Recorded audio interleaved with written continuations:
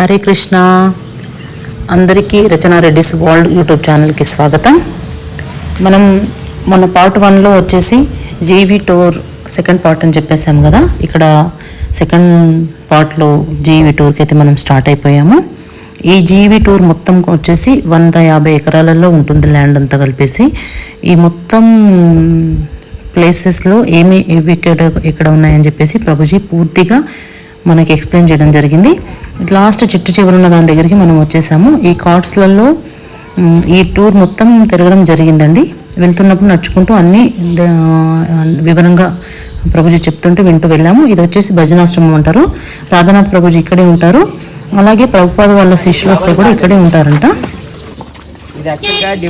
వాళ్ళ ఇల్లు కట్టుకోవాలి అని కొనుక్కున్న ల్యాండ్, కానీ తర్వాత వాళ్ళు అనుకున్నారు భగవంతుడికి ఇవ్వాలి.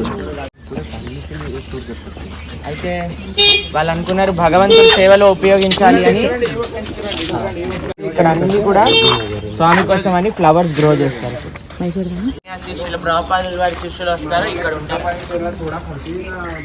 రాధానాథ్ మహారాజ్ కూడా ఇక్కడే ఉంటారు. వచ్చినప్పుడు పైన ఉన్నారనమాట. దాన్ని పోజ్ కిలా అంటారు. అక్కడ ఒక లక్ష్మీనారాయణ మందిరం కూడా ఉంది. చాలా మంది ట్రెక్కింగ్ చేస్తారు ఇక్కడికి వచ్చిన గెస్ట్. ఎవరికైనా ట్రెక్కింగ్ ఇంట్రెస్ట్ ప్రభుజీ చూపెడుతున్నారు. దగ్గరలో చుట్టుపక్కల అన్ని కూడా కొండలేనండి. ముందర కనిపిస్తున్న కొండ పైన ఛత్రపతి శివాజీ వస్తే అక్కడే ఉండేవారట. అక్కడ లక్ష్మీనరసింహ స్వామి దేవాలయం కూడా ఉంది. జపం చేసుకుంటుండండి. వాకింగ్ ప్లస్ జప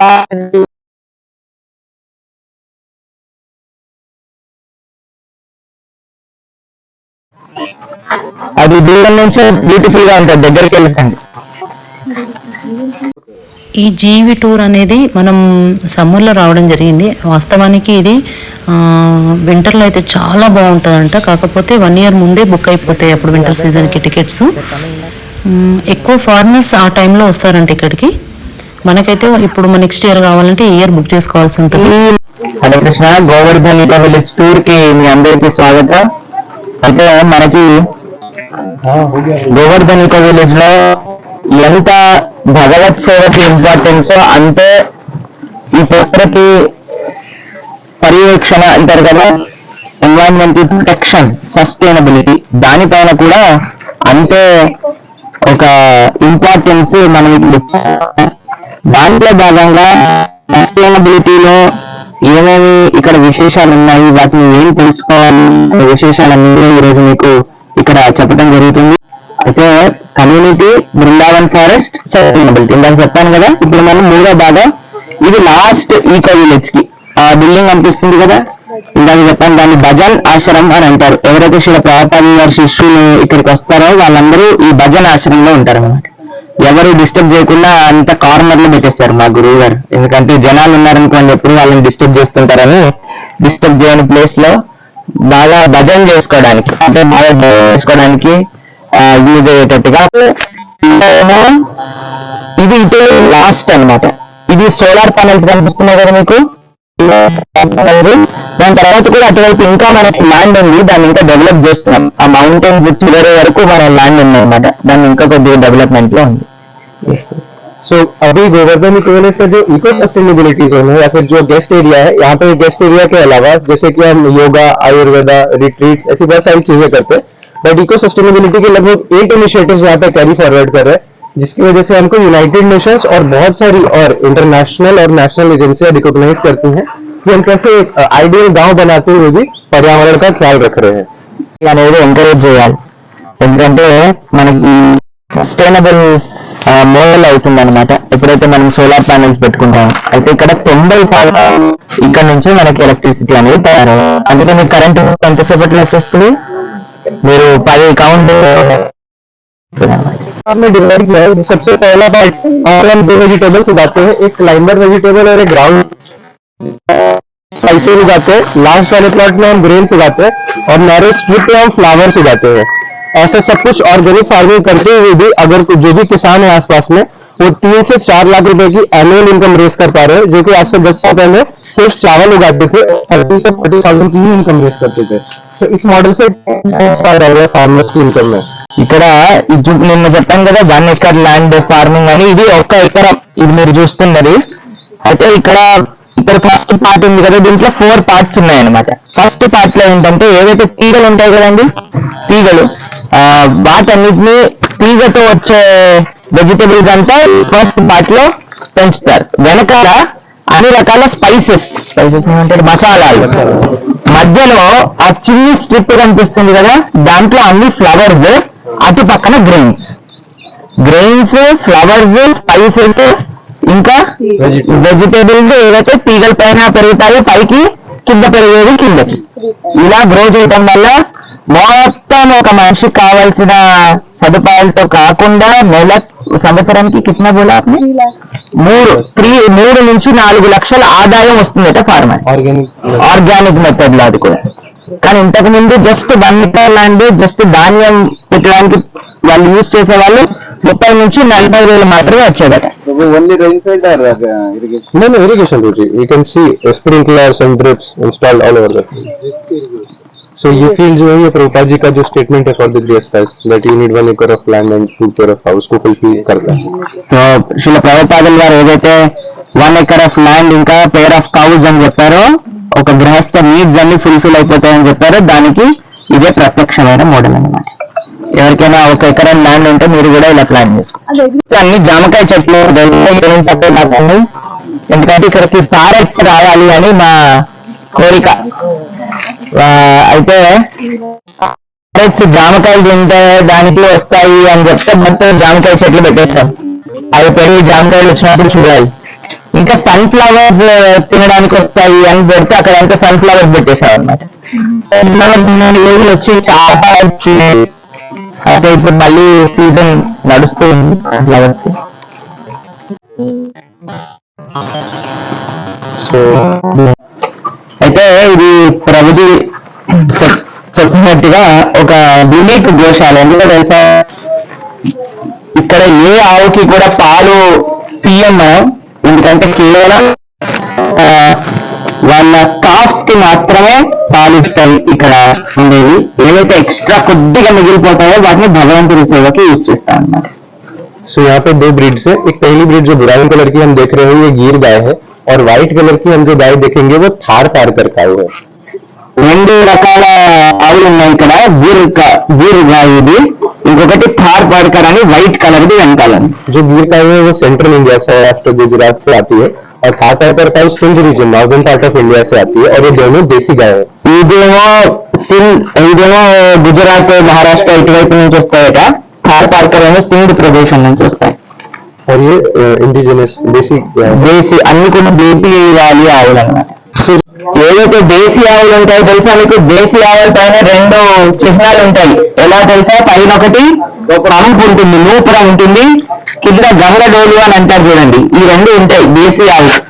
కానీ మనం తాగే పాలు పాకెట్ ఏదైతే ఉంటుందో అది దేశీ ఆవు కదా, అది జెర్సీ ఆవు.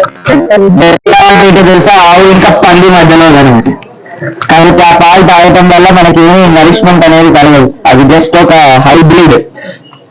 పైన ఏదైతే హంప్ ఉంటుందో, నూపురం ఉంటుందో, దాంట్లో సూర్యకేతు అనే నాడి ఉంటుందట. ఆ నాడికి లోపలికి సూర్య కిరణాలు అబ్జర్వ్ చేసుకొని దాన్ని పాలల్లోకి పంపించి ఆవు పోషకత్వాన్ని అందజేస్తుందట. దేశంలో ఎప్పుడైనా సరే మనము దేశీ వారి ఆవు A2 కౌ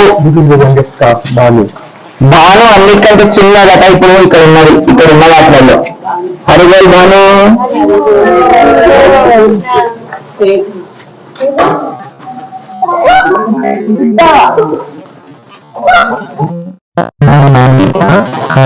చేసి వాళ్ళందరూ A2 కౌ పాలు తీసుకెళ్ళిపోయారన్న.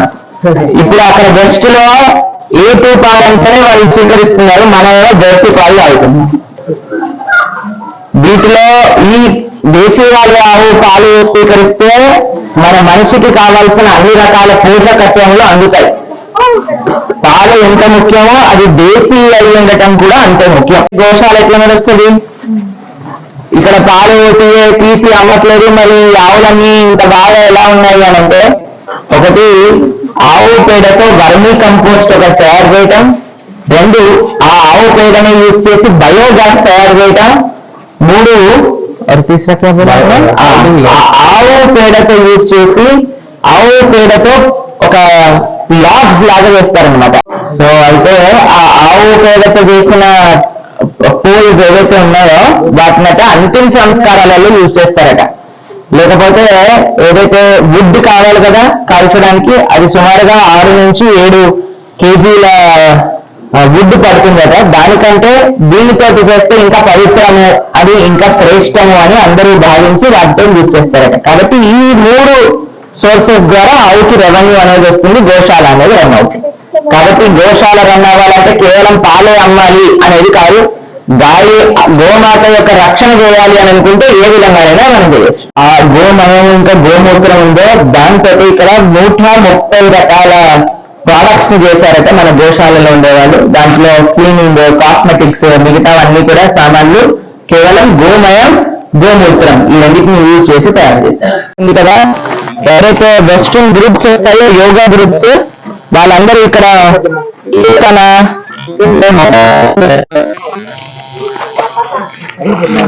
యోగా ప్రాక్టీస్, కీర్తన ఇవన్నీ చేస్తూ ఉంటారు. అది యాక్చువల్ గా అటువైపు నుంచి చూస్తే మొత్తం గ్లాస్ అన్నారు. మీరు ఇది చేసిన అందరూ కూడా ఎగ్జాక్ట్ మొత్తం మౌంటైన్స్ కనిపిస్తూ ఉంటాయి అక్కడ యోగా ప్రాక్టీస్ చేస్తుంటే. యోగా స్టూడియో, అక్కడ క్లాసెస్ కూడా అన్ని ఇక్కడ జరుగుతూ ఉంటాయి. 800 కూర్చునే జాగా ఉంది పైన యోగా స్టూడియో. అంటే ఇక్కడ ఏదైతే మట్టి ఉంటుందో ఫార్మింగ్ కి యూజ్ చేసేది, దాన్ని పోషకత్వాన్ని చేయడానికి దాంట్లో అర్త్వామ్, కంపోస్ట్, దీని గురించి మీరు అందరు స్కూల్లో చదువుకునే ఉంటారు.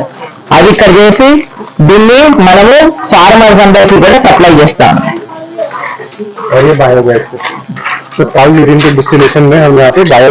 ఇక్కడ వర్మీ కంపోస్ట్ తయారవుతుంది వీటి లోపల.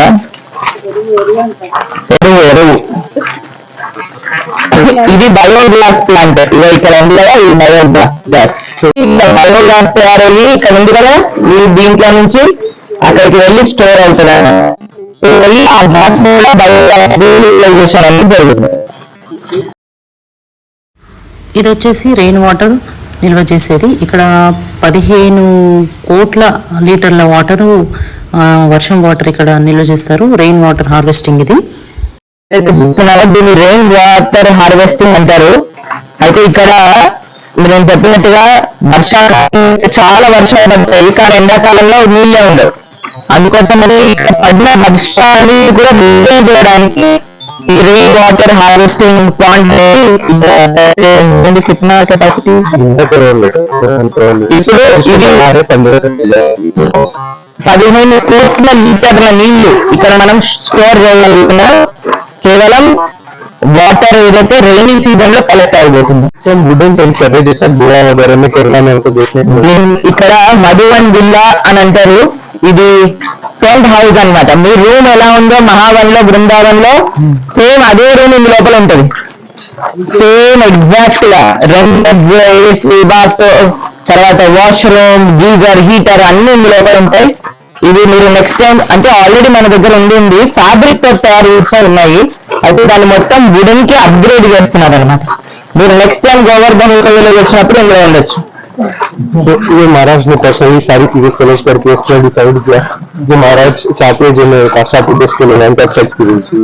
అయితే ఆ ఫ్యాబ్రిక్ కొంచెంలో కొద్దిగా వేడిగా ఉండేది అనమాట. చలికాలంలో కొద్దిగా చలి ఎక్కువ అయిపోయేది. అందుకోసమని ఇక్కడ మహారాజ్ అన్నారు ఇలా కాదు, ఇలాంటి మోడల్ చేయాలి అని. రోజు వచ్చి ఇక్కడ ఏ కలర్ ఉండాలి, ఏ డిజైన్ ఉండాలి, ఏ ఉండాలి అవన్నీ ఆయనే సెలెక్ట్ చేసి వెళ్ళారనమాట. మాకు తెలుసు మర్ది నాకైతే ఇద్దరు బయటకి देखते 15-20 मिनट తిరిగి जाते. సో ఆయన వెళ్ళే లాస్ట్ మినిట్ కూడా వచ్చింది ఇక్కడికే వచ్చి ఆ కలర్ సెలెక్ట్ చేసి వెళ్ళారనమాట. కానీ ఇక్కడ ఏది జరిగినా సరే ప్రతి ఒక్క చిన్న విషయం కూడా ఆయన చూస్తారు. లైట్ ఎంత బ్రైట్నెస్ ఉండాలి కూడా ఆయన డిసైడ్ చేస్తారనమాట ఈ ప్లేస్.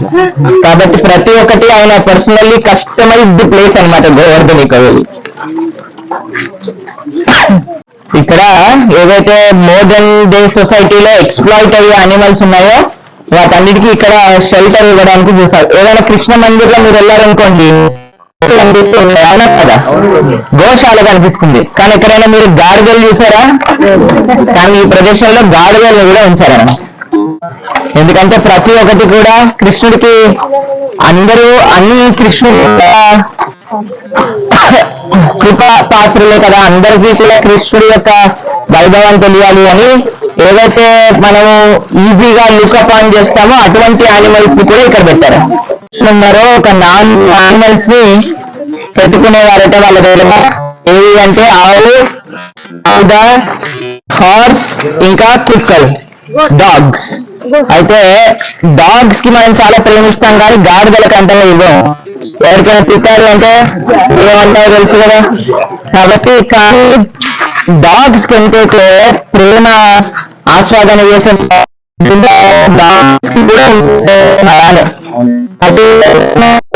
ఇచ్చే కేర్ ఈ గాడిదలకి అది ఎంత రెసిప్రోకేట్ అవ్వటం, ఆ ప్రేమతో రెసిప్రోకేట్ అవ్వటం ప్రారంభం చేసేవట ఆనందంగా ఇక్కడ ఉండటం అంట. ఇక్కడ ఒక గుర్రం ఉంది చూడండి, గుర్రం, ఎద్దు, గాడిదలు, తర్వాత డాగ్స్ వాక్ పైన ఉన్నట్టున్నాయి. ఇప్పుడు మేకలు ఉన్నాయి కానీ డాగ్స్ కూడా ఉన్నాయి, అవి వాక్ పైన ఉన్నాయి. ఇప్పుడు ఏదైతే గుర్రాలు రేస్ కోర్స్ లో ఉంటాయో అప్పుడు ఇనుముని కాల్చి వాటిపైన ప్రింట్ చేస్తారు ఎన్నికాల. దీని పేరు ఏదో CZS ఉందట. అయితే కానీ దీన్ని రెస్క్యూ చేసినప్పుడు దీనికి పాయిజన్ ఇచ్చో లేదా షూట్ చేసో చంపేసి దీని లెదర్ ని తీసేసుకుంటారట. కాబట్టి అటువంటి రేస్ కోర్స్ లో ఆ పని అయిపోయిన గుర్రాలని మూడు తీసుకొచ్చారు, కానీ ఇప్పుడు ఒకటి ఉంది ఇక్కడ. బేల్ కొంచెం నందకుమారి వీడు ముందు కూర్చునేవాడు, వీడు బాగా అక్కడ అల్లరి చేస్తున్నారని ఇక్కడ పెట్టేశాం. అక్కడ దగ్గరికి చాలా దగ్గరికి వెళ్ళకండి. 13 కోట్ల లీటర్లు ఇక్కడ స్టోర్ చేస్తారు ఎప్పుడైతే వర్షాలు పడతాయి. మనం ఇక్కడ దాకా వెళ్ళండి సార్.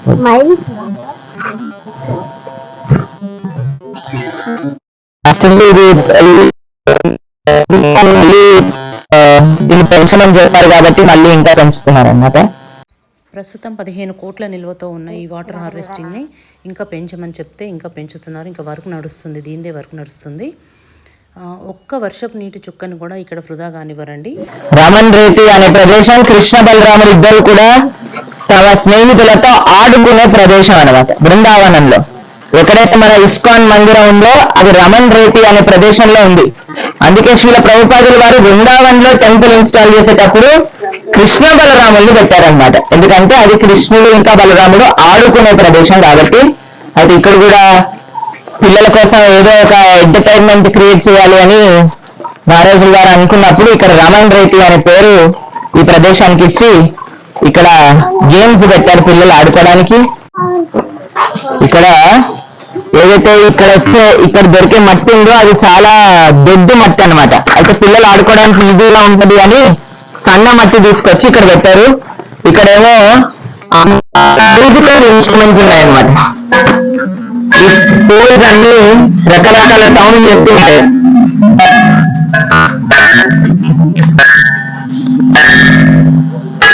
హానర్తో వచ్చానా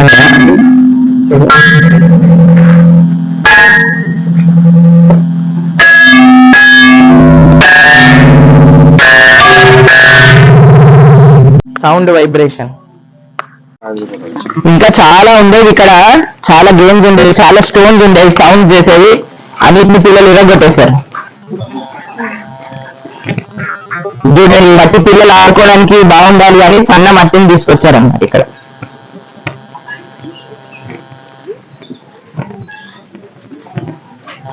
పిల్లలు ఎవరైనా ఆడుకోవాలి అంటే 10 నిమిషాలు ఆడుకుంటుందండి, ఏం పర్వాలేదు. తెలుసా మీకు ఎంతమంది జిప్ చేశారు ఎప్పుడైనా? Mountain to mountain zip line చేశారా ఎప్పుడైనా? ఒకసారి అంబరీష్ ప్రభు అని శ్రీల ప్రభుపాదుల వారి శిష్యులు తెలుసా మీకు? ఎవరైతే POIP బాయపూర్ చంద్రోదయ మందిర్ కడుతున్నారో ఆ ప్రభుజీ వచ్చారనమాట. అయితే పరమపూజ రాజనాథ్ మహారాజు టూర్ ఇస్తున్నారు, ఇక్కడికి వచ్చాం. అయితే ఈ జిప్ లైన్ గురించి చెప్పారు. అయితే ప్రభుజీకి జిప్ లైన్ అంటే చాలా ఇష్టం అని చెప్పారు. అయితే నన్ను ఏమన్నారు, మహారాజ్ నువ్వు వెళ్ళి కూర్చో దీనిపైన వెళ్ళు అన్నారనమాట. అయితే నేను దీనిపైన కూర్చున్న మధ్యలోనే ఆగిపోయాను. అయితే మధ్యలో ఆగిపోయినందుకు కిందికి వచ్చేసాను అనమాట. అప్పుడు మహారాజ్ అన్నారు, నువ్వు చిన్నపిల్లల అవ్వాలి దీన్ని ఆడాలంటే అని చెప్పారన్నమాట. కూర్చో, అక్కడ తీసుకెళ్ళండి. ఆగండి, మీరందరూ జరగండి, సైడ్ అయిపోండి అందరూ. ఇది నా ఫేవరెట్.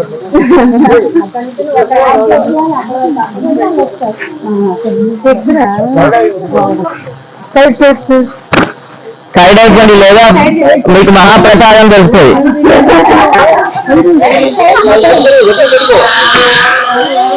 అరే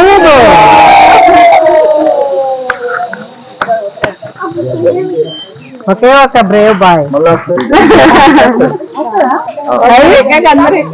మిడిల్ అవుతుంది. అయిపోయింది. హరి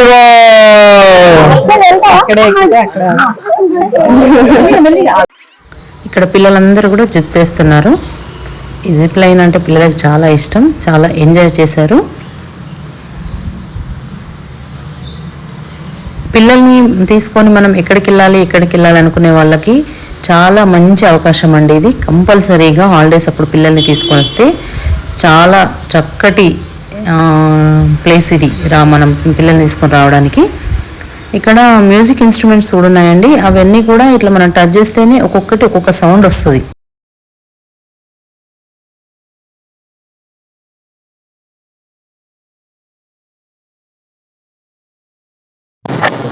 వస్తారా పిల్లలు ఎవరైనా వస్తారా?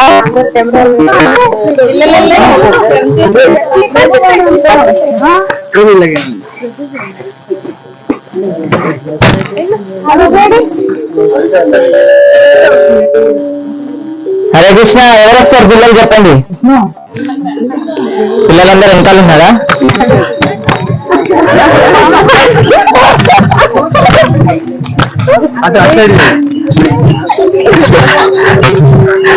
కీర్తనలో ఇలా జంప్ చేయాలి.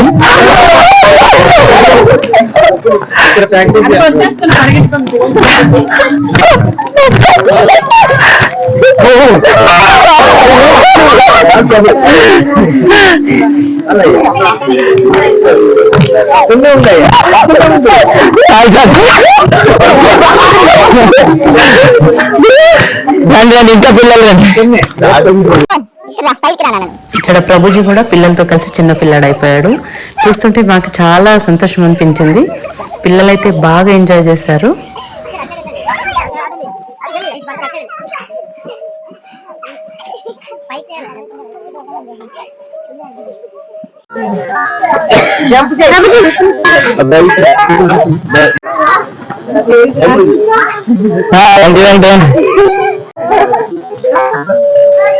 చలో మనం ముందుకెళ్ళాలి. హరే కృష్ణ. ఎవరైనా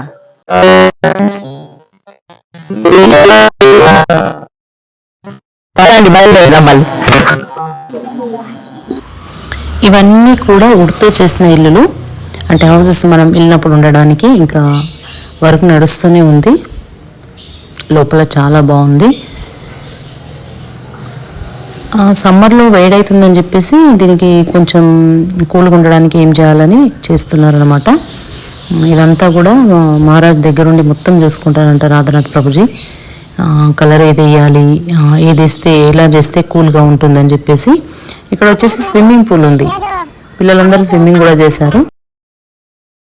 ఇక్కడ టైమింగ్స్ ఉన్నాయన్నట్టు, లేడీస్కి ఎప్పుడు జెంట్స్కి ఎప్పుడు అని చెప్పేసి ఆ టైం ప్రకారం రావాలి. ఇది ఆయుర్వేదం హాస్పిటల్. ఇక్కడ వచ్చిన టూరిస్టులకి ఏదైనా ప్రాబ్లం వచ్చినా, మనకి ఏదైనా అవసరం ఉంటే ఇక్కడ హాస్పిటల్లో చూపించుకోవచ్చు. హాస్పిటల్ కూడా ఉంది. ఇక్కడ కట్టిన ప్రతి కట్టడం కూడా ఇక్కడ తయారు చేసిన ఇటుకలతోనే కట్టారండి. ఇవి వీళ్ళే తయారు చేస్తారు. ఇక్కడ ఈ మట్టితో తయారు చేశారు. చాలా స్ట్రాంగ్ ఉంది ఇటుక. ఇక్కడ ప్రభుజీ చెప్తున్నారు అనమాట, ఇటుక ఎలా తయారు చేస్తాము, ఏమేమి వాడతామని చెప్పేసి ఎక్స్ప్లెయిన్ చేస్తున్నారు. పిల్లల్ని తీసుకోవని ఖచ్చితంగా రావాల్సిన ప్లేస్ అండి ఇది. స్పిరిచువాలిటీ టూర్ అంటే not only spirituality, sustainable living, go సంరక్షణ, ఫార్మింగ్, వేస్టేజ్ రీసైక్లింగ్, పిల్లలకి నేర్చుకోవడానికి అంటే హౌ టు లివ్ సస్టైనబుల్ అని చెప్పేసి ప్రాక్టికల్గా ఇక్కడ 2 institutes named as GSPL Govardhan School of Professional Learning and BRC Bhakti Vedanta Research Center. So students, devotees from all over the world come to Govardhan Eco Village for research purposes in 3 subjects. So one is environmental studies, one is sustainable studies, and one is Vedic and Sanatan Dharma studies. So they come as per their part of scholarship or the university fellowship exchange program. So students stay for 15 days, 1 month, 2 months, 3 months here and do research on various topics of sustainability or Sanatan Dharma here. So we have classrooms, libraries there for the students coming here. ఇంకొంచెం ముందుకెళ్తే wastage వాటర్తో మన bathrooms నుంచి sync నుంచి వచ్చే waste వాటర్ని filter చేసి ఇక్కడ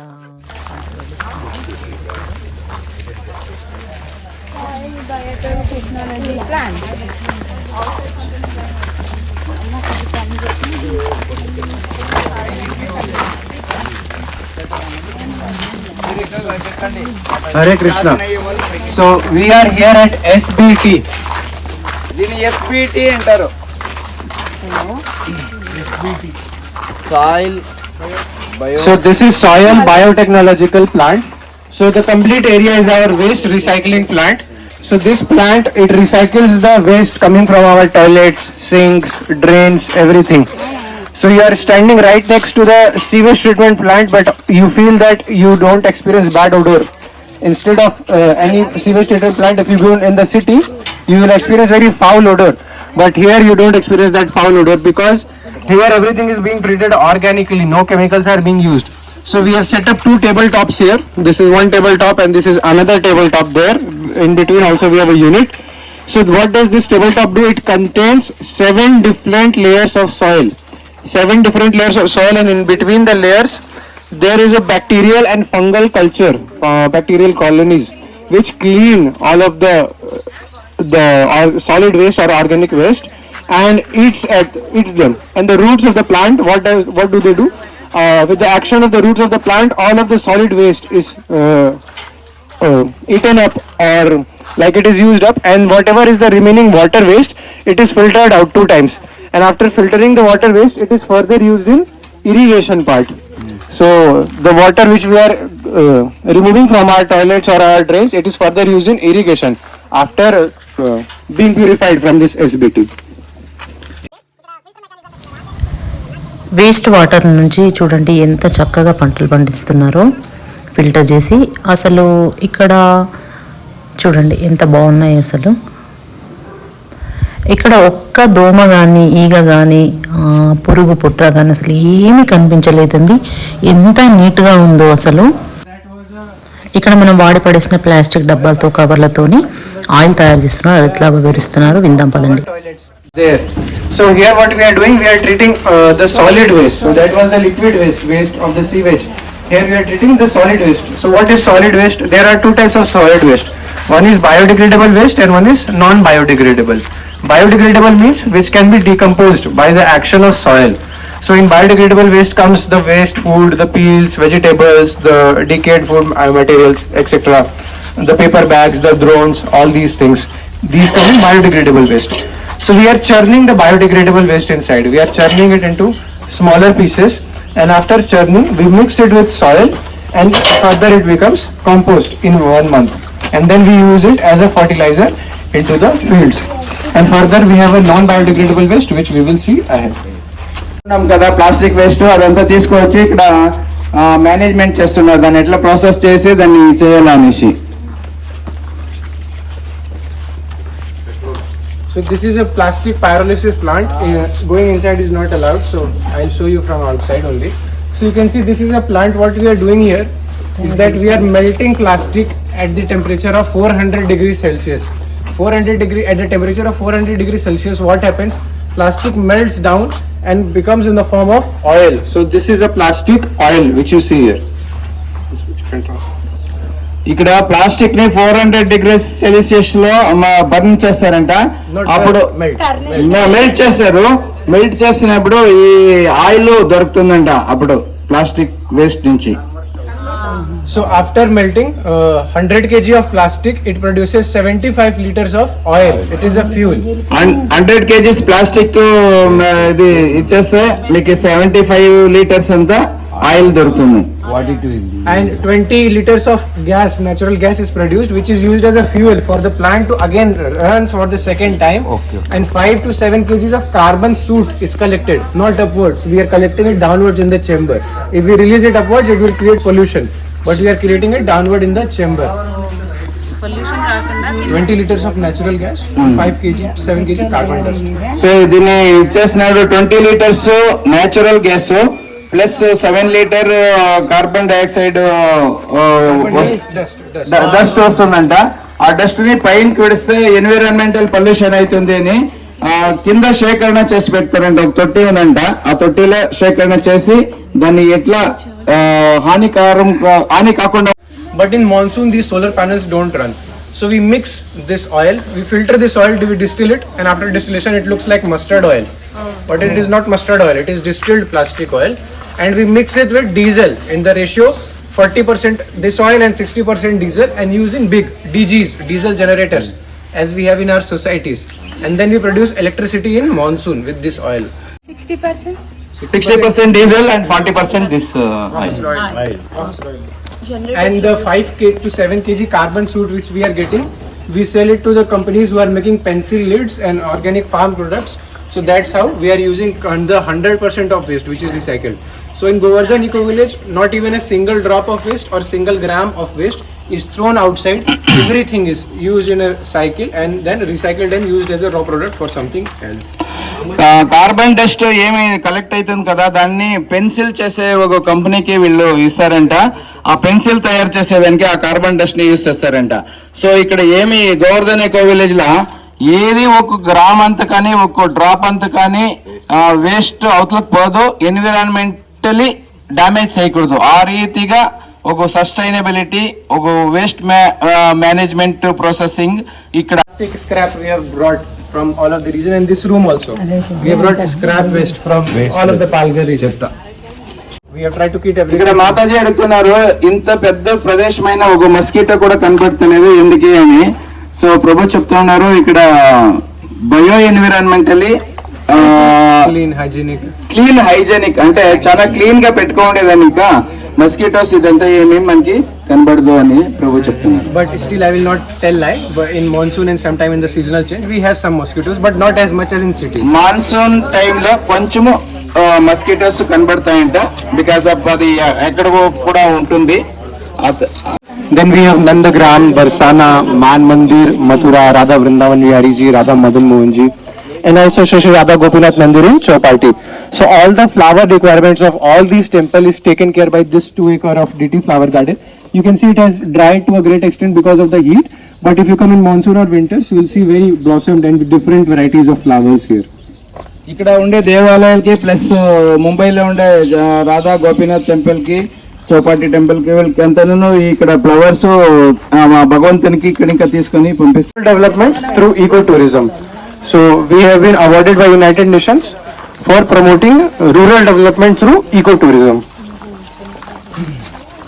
యునైటెడ్ నేషన్స్ లో 2017 లో ఇదంతా చూసి రూరల్ డెవలప్మెంట్ అంటే గ్రామాంతర ప్రదేశాల అభివృద్ధి చేసే ఒక ఇది అని రికగ్నైజ్ అవార్డు ఇచ్చినారు ఈ గోవర్ధన ఎకో విలేజ్ కి. ఈ జీవి మొత్తం చూసి వచ్చేసరికి 8 అయిపోయింది. ఇంకా 8:10కి అట్లా బ్రేక్ఫాస్ట్కి వచ్చేసాము. బ్రేక్ఫాస్ట్ వచ్చేసి చాలా బాగుంది, పిల్లలు బాగా ఇష్టపడే ఫుడ్ ఆలు పరోటా.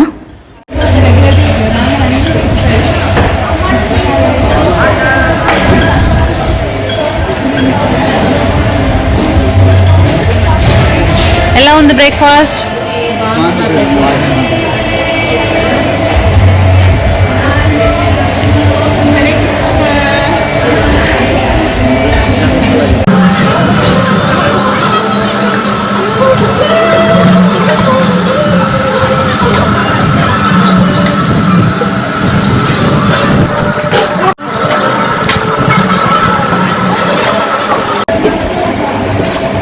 బాగుందా?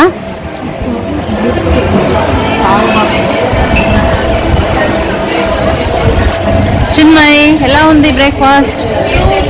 సూపర్.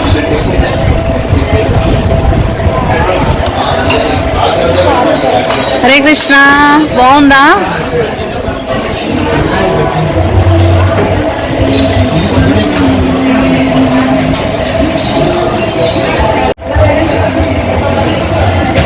హరే కృష్ణ, బాగుందా? చాలా బాగుంది అంటున్నారు పిల్లలు ఇవాళ. పరోటా కదా ఇంకా ఇష్టపడతారు.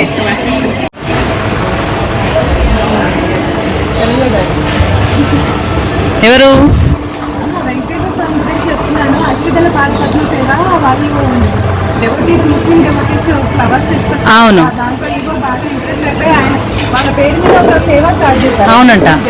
అశ్విదల పాదపద్మ సేవ మీకు ఐడియా ఉంది కదా, అల్లు పుష్పాలు. అవును. ఇంత అద్భుతం ఆ సేవ. అదే అసలు నేను ఈ మాతాజీని కూడా అడుగుదాం అనుకున్నా, మీరు కూడా అసలు ఎట్లా కనెక్ట్ అయ్యారు కృష్ణకి? అద్భుతమైన విషయం. మిరాకిల్ నిజంగా. మీరు ఒక ముస్లిం అయ్యి ఉండి కూడా ఇప్పుడు ఎన్ని ఇయర్స్ అవుతుంది మాతాజీ మీరు? ఫస్ట్ టైం అండి అవునా? వైజాగ్ అన్నారు కదా. తనకంటే ఇష్టం. మా ఫ్రెండ్ కూడా ఉంది నస్రీన్ అని. ఓకే. తన పేరు నస్రీన్. తనకి కూడా చాలా ఇష్టం అండి. ఇంకా మేము వెళ్ళినప్పుడైతే తిరుపతి నుంచి ప్రసాదం అనేది తెప్పించుకుంటుంది, అన్నీ అడుగుతుంది, కొన్ని ఫాలో అవుతుంది మనవి, చాలా ఫాలో అవుతుంది. Super super. సంప్రదాయాలు అవి చాలా ఇష్టం అన్నమాట. అలా తను కృష్ణమాయ తను గుర్తొచ్చింది. తనని చూస్తే అసలు అలా లేదు, తను ఎప్పటి నుండో కృష్ణ కాన్షియస్ లో మనతో అంత కలిసిపోయారు. అవును అవును నిజం. విషయం చాలా గొప్ప విషయం అది. నేను ఆఫ్టర్నూన్ తను రికగ్నైజ్ చేసి నేను మాట్లాడాలని అనుకున్నాను, కానీ అలా అడగొచ్చో లేదో, వేరే వాళ్ళకి కూడా నేను ఉంటుందేమో. అదే కానీ నేను చూసిన వెంటనే తన పేరు అంటే మనకు ఏదో ఏర్పడిపోతారు కదా. డౌట్ వెంటనే ప్రభుజీతో మాల తీసుకున్నప్పుడు క్లియర్ అయిపోయింది. అప్పటి నుంచి ట్రై చేస్తా ఉన్నాను మాతాజీతో మాట్లాడి. ఓకే. చూడక ముందు మీకు డౌట్ వచ్చిందా నేను మాల తీసుకోకముందు? Okay okay okay. మీరు ఇద్దరు ఒక దగ్గర దిగారా? లేదు, నేను నిన్న వెజిటేబుల్ పీల్ దగ్గర నాకు అర్థమైంది. తను సిన్సియర్ గా, తను ఎంత సిన్సియర్ గా వర్క్ చేశారంటే అక్కడ కూడా చాలా సిన్సియర్ గా చేశారు. ఒక సన్ మాతాజీకి సన్ యూఎస్ లో ఉంటారు. యూఎస్ లో ఉంటారా సన్? ఒక పాప ఒక బాబు. ఎవరండి? మా పాప హైదరాబాద్. ఓకే. మ్యారీడా? మ్యారేజ్, పిల్లలు. ఓకే. మీరేమో చెప్తున్నారు? దేవుడు అనేవాడు మతకు సంబంధించిన కాదు, మనసుకు సంబంధించిన. Yes true. అది వీళ్ళు ప్రూవ్ చేస్తారు. నిజం. ఓకే ప్రసాదం తీసుకోండి. హరే బోల్ హరే కృష్ణ. ఎందుకు అయిపోయింది అప్పుడే? ఇంకా మా పాప బాయ్ చెప్తుంది, ఇంకా నువ్వు వీడియో తీస్తూనే ఉండు, మాది అయిపోయింది, మేము వెళ్ళిపోతున్నామని చెప్పిస్తుంది. ఇంకా బ్రేక్ఫాస్ట్ చేసి ఇంకో 1 అవర్లో క్లాస్ స్టార్ట్ అవుతుంది. ఈరోజు ప్రభుజీ 2 క్లాసులు తీసుకుంటున్నారు. క్లాస్కి వెళ్తున్నాము. ఆ డివోటీస్ ఎలా అయితే చేస్తున్నారో అక్కడే ఉండి చూసి రాసుకొని వెళ్ళి తయారు చేశారట, తీసుకొచ్చారట టెంపుల్ కి. 2 స్వీట్లు ముందు పెట్టి ఇప్పుడు నువ్వు తిను అనగానే ఆయన స్వీట్ తిన్నారట, టెంపుల్లో చేసిన స్వీట్ తిన్నారట. నిజంగా చెప్పాలి అని అంటే ఈ టెంపుల్లో చేసిన స్వీట్ కి నేను చేసిన దానికి ఎటువంటి సంబంధం లేదు.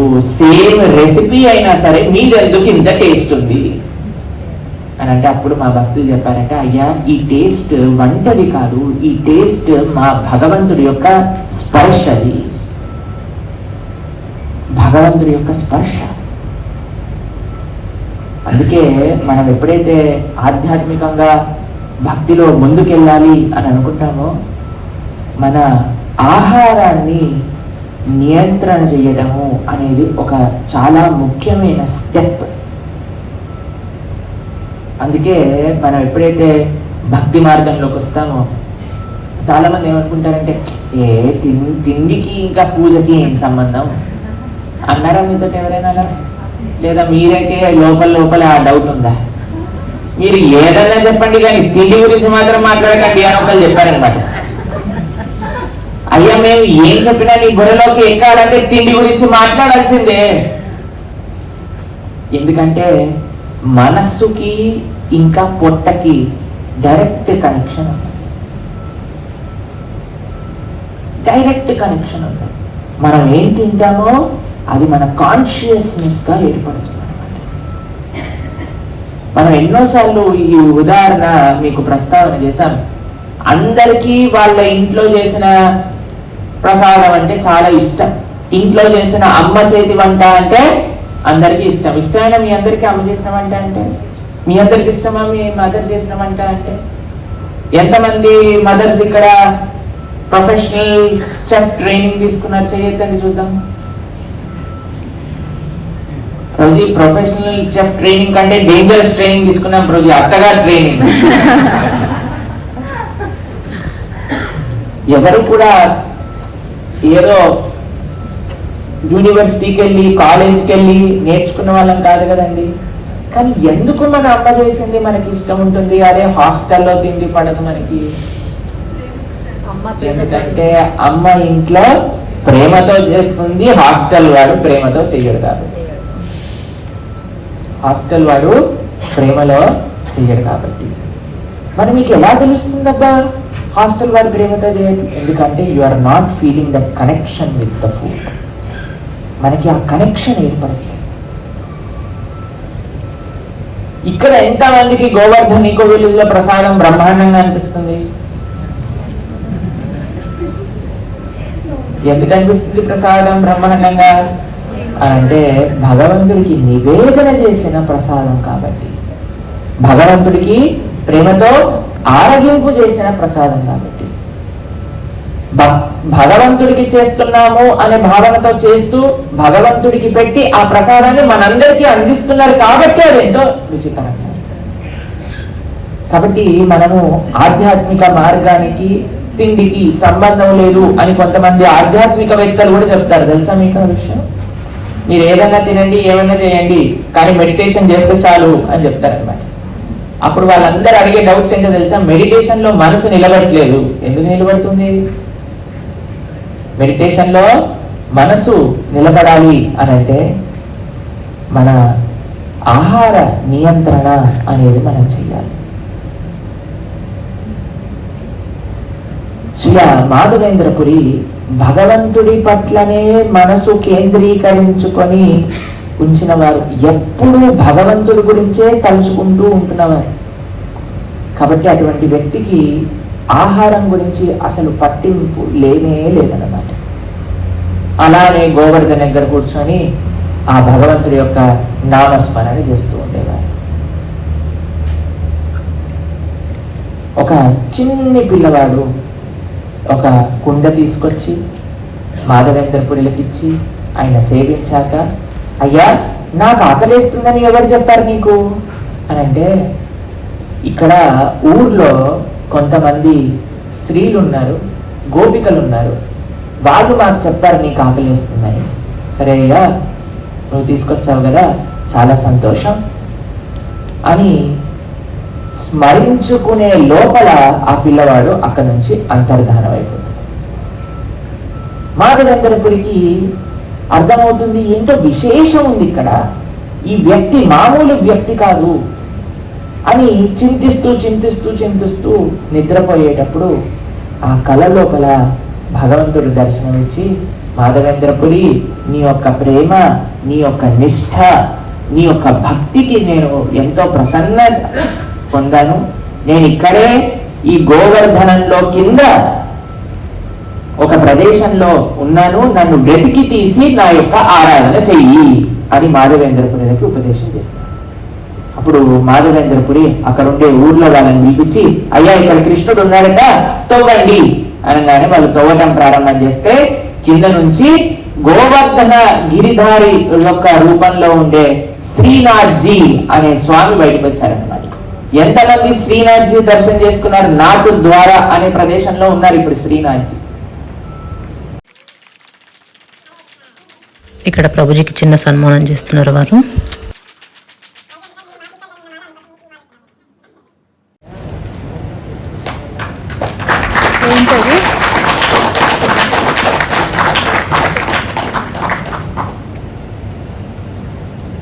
ఈ పెన్ను పైన వెంకటేశ్వర స్వామి వారు ఉన్నారు, కనిపిస్తుందా మీకు? ఇక్కడ స్వామివారి నామాలు ఉన్నాయి పైన, కిందేమో వెంకటేశ్వర స్వామి వారి రూపం ఉంది. స్పెషల్ పెన్, వెంకటేశ్వర స్వామితో కూడుకున్న పెన్. ఇంకా 1 o'clock వరకు క్లాస్ ఉండేది. క్లాస్ అయిపోయిన వెంటనే మళ్ళీ లంచ్ 1:30కి అట్లా లంచ్కి వచ్చేసాము. లంచ్ కూడా చాలా చాలా బాగుంది. అసలు ఈ పూటక పెట్టింది మళ్ళీ ఇంకో పూట అస్సలు రిపీట్ అవ్వలేదు అన్నట్టు. బ్రేక్ఫాస్ట్ కానీ, లంచ్ కానీ, డిన్నర్ కానీ, ఈవినింగ్ స్నాక్స్ అన్నీ కూడా చాలా బాగున్నాయండి. అయితే జీవికి వచ్చిన వాళ్ళు ఎవరైనా కానీ ఒక 2 kgs తగ్గి ఇంటి దగ్గరనే రావాలండి, లేదంటే మళ్ళీ ఇక్కడ 2 kgs పెరిగిపోతాము. ఇంకా ప్రభుజీ అయితే ఖచ్చితంగా క్లాస్ అయిన వెంటనే మళ్ళీ అందరికీ కూడా ఇక్కడ వడ్డన చేయడానికి తప్పకుండా వస్తారు. ఇక తినేసి కాసేపు రెస్ట్ తీసుకొని ఈవినింగ్ 4కి మళ్ళీ క్లాస్కి వచ్చాము. క్లాస్ అయిన వెంటనే ఈరోజు తెప్పోత్సవం జరుగుతుంది. ఇక్కడ తెప్పోత్సవం అయితే చాలా కన్నుల పండుగగా ఉంది, చాలా బాగా అనిపించింది. ఇక్కడ ప్రభుజీని చూసారా, ప్రతి ఒక్కరి దగ్గరికి వెళ్ళి కూడా అంటే తిన్నారా, బాగుందా, తింటున్నారా, అన్నీ బాగున్నాయా వసతులు, ప్రతి ఒక్కరిని కూడా ప్రతి టేబుల్ దగ్గరికి వెళ్ళి పలకరించారు. ఇక్కడ ఫారినర్స్ వింటర్లో చాలా వాళ్ళే ఉంటారంట మొత్తము, కానీ ఇప్పుడు కూడా చాలామంది వచ్చారు మాతో పాటు. వాళ్ళు కూడా అంటే మా టీం కాదు కానీ వాళ్ళు కూడా ట్రిప్ అంటే వాళ్ళు పర్సనల్గా ట్రిప్కి వచ్చారన్నట్టు చాలామంది కలిశారు.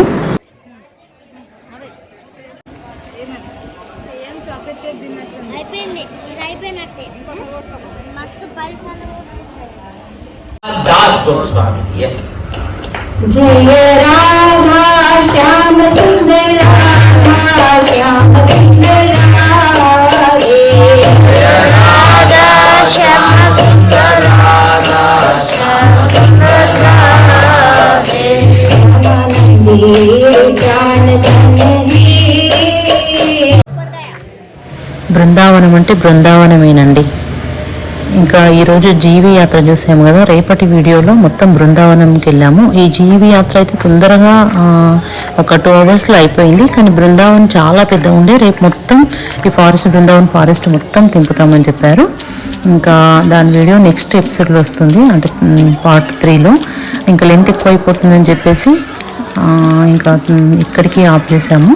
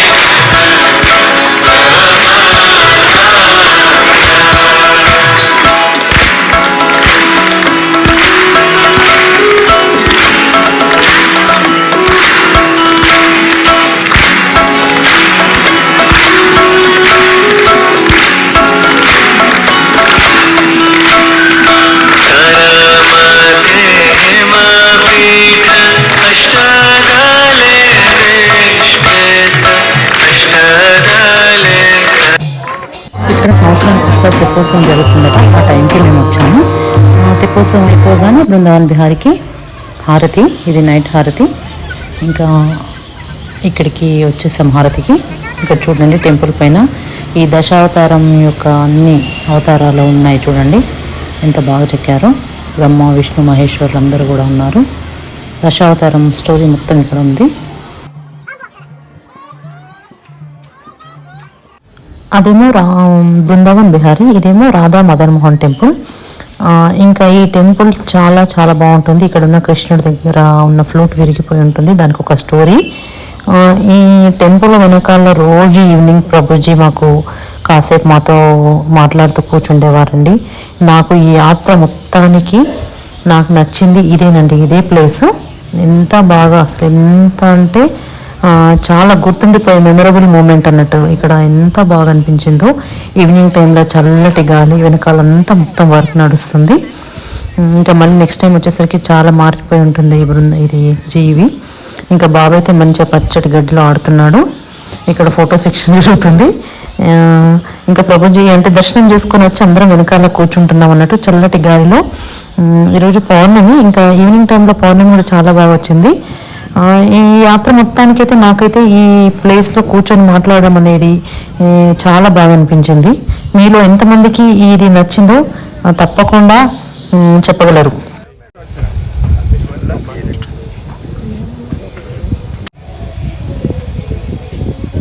డబ్బులు కట్టి ఎన్ని సంవత్సరాలు ఈ టెంపుల్ 2019లో కట్టారు. 2019లో ప్రతిష్ఠ జరిగింది గోపాల్ భట్ట గోస్వామి. మీ అందరికి యాత్ర ఎట్లా అనిపిస్తుంది?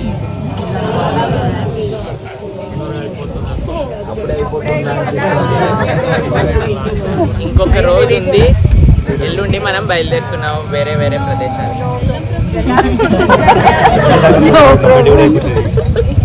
వెళ్ళకపోతే ఉండడానికి ఇక్కడ రూములు లేవు. అందరూ ఒక్కొక్క చెట్టు ఇస్తాం, చెట్టు కింద ఉండాలి. ఉంటారా? రాత్రి ఉంటారు కానీ ప్రొద్దున పూట కష్టం ప్రభుజీ. రాత్రి సెమినార్ హాల్ ఇవ్వండి, ప్రొద్దున పూట సెమినార్ హాల్ ఇవ్వండి. రాత్రి ఇక్కడ ప్రతిరోజు వచ్చి పోయేవాళ్ళు, ఇక్కడ కంప్లీట్గా రెసిడెంట్గా ఉండేవాళ్ళు ఒక 250 మంది. చాలా ఇన్స్పిరేషన్ మా ఆశ్రమంలో ప్రభుజీ అని అంటే.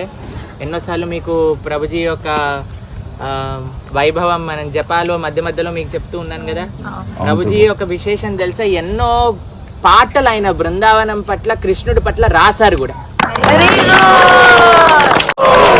రాధారమణ అపీరెన్స్ డే కదా, ప్రభుజీ మనందరి కోసం ఒక్కసారి ఆ కీర్తన పాడి వినిపిస్తారు. ప్రభుజీ పాడి వినిపిస్తారు రాధారమణ్ పైన ఆయన రాసిన కీర్తన. దాన్ని హిందీలో బ్రజ్ భాషలో రాశారు ఆయన, కానీ మీరందరూ అర్థం అవుతుంది మీకు ఎప్పుడైతే వింటారు.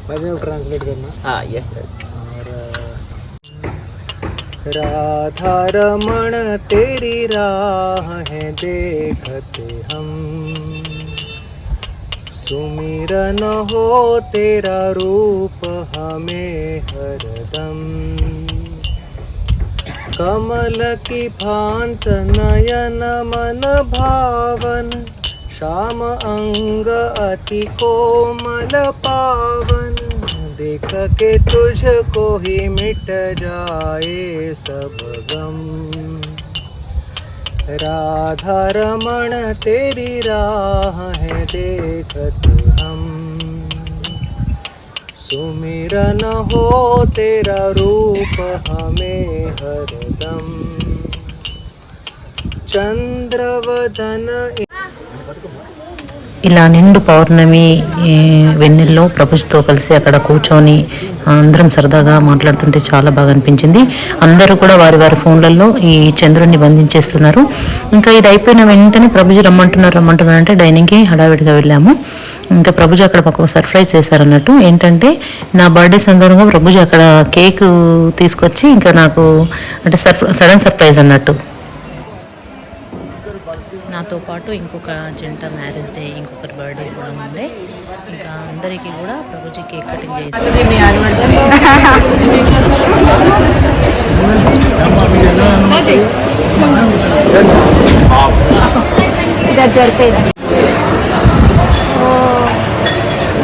ఇది మీకోసం లలిత సఖీ గారు, ఇది మీ ఇద్దరి కోసం.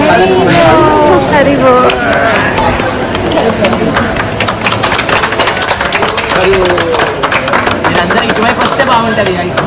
డైరెక్షన్ కట్ చేయలేదు.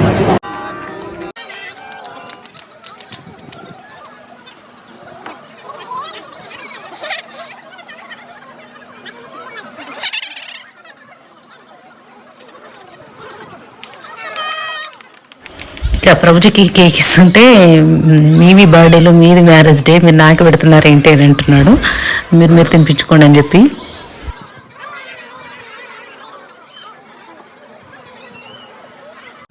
ఇంక ఇప్పుడు వచ్చేసి డిన్నర్ టైం. డిన్నర్ కూడా చాలా బాగుంది. ఇంకా ఫుడ్ గురించి అయితే మాట్లాడుకునే అవసరం లేదండి, చూస్తుంటేనే నోరూరిపోతుంది. చలో జై వెళ్దాం పద.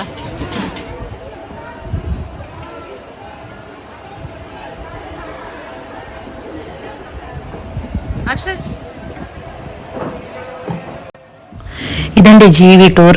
ఈ వీడియో మీ అందరికీ నచ్చిందని అనుకుంటున్నాను. ఈ వీడియోపై మీ అభిప్రాయాలు మాకు తెలపండి. ఇంకా రేపటి అంటే జీవి పార్ట్ 3లో బృందావన్ యాత్ర గురించి ఉంటుంది. మొత్తం బృందావన్కి బయలుదేరాము. ఈ బృందావన్ ఫారెస్ట్ మొత్తం పార్ట్ 3. ఇక్కడ పిల్లలకి ఫోటోషూట్ జరుగుతుంది. జీవి గురించి ఒక వీడియో చేశారు. ఇంకా ఈ వీడియో, ఈ బృందావన్ యాత్ర ఇవన్నీ కూడా పార్ట్ 3లో వస్తున్నాయండి. అందరికీ ఈ వీడియో నచ్చితే తప్పకుండా లైక్ చేయండి. Thank you so much. Hare Krishna.